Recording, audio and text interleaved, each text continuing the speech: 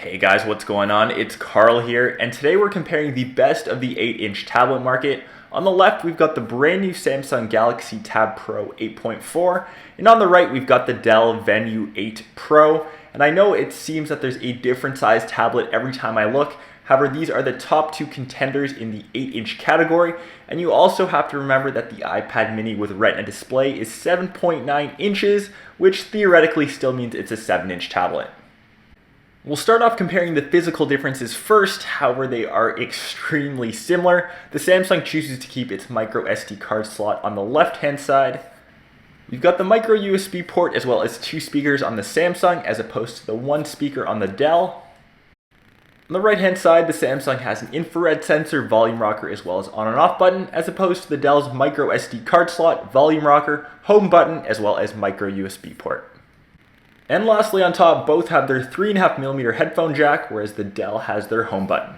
When we get to the back of the devices, it's where the differences really start to shine through. On the Samsung, we have an 8-megapixel camera with LED flash, opposed to the 5-megapixel sensor with no flash on the Dell.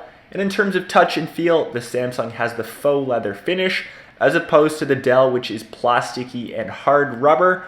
Both will feel extremely tactile in your hands and you won't have any fear dropping it. And it really depends what your personal preference is on the type of material used. And getting to actual tablet use, naturally we have two different sets of operating systems. The Dell has Windows 8.1 as opposed to Android KitKat 4.4 on the Samsung. And a nice feature of the Venue 8 Pro is you can run a full copy of Windows 8.1 and it comes included. So this is really nice if you want to run specific programs that only work with Windows and aren't compatible with tablet use.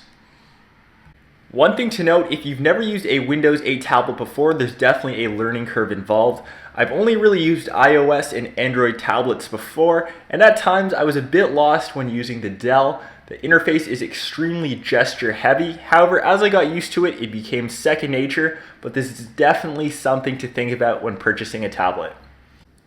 And probably the biggest differences when you compare these two tablets, in my opinion, probably the most important, is screen clarity as well as contrast. When you got down to it, I'm pretty sure you guys can see this in the video, but it was extremely apparent when you compare these two side to side.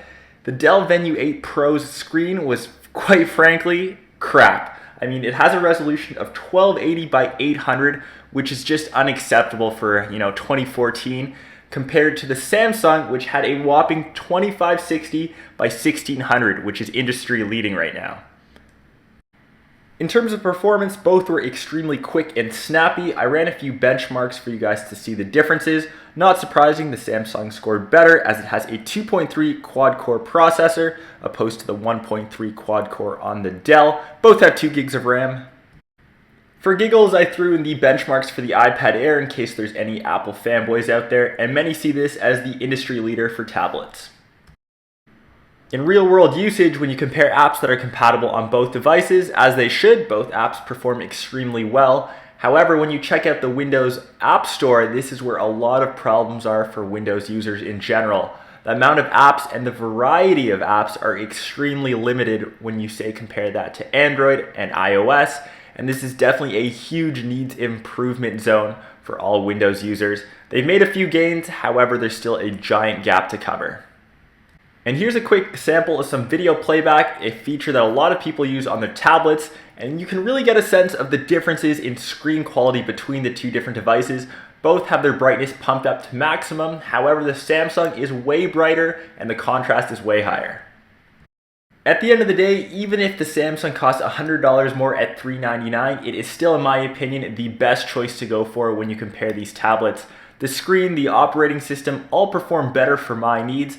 And unless you're a huge Windows fan or require a fully operational Windows OS on your tablet, this is definitely the way to go. But anyways, guys, let me know what you think in the comments down below. And of course, I will catch you guys in my next episode. Peace.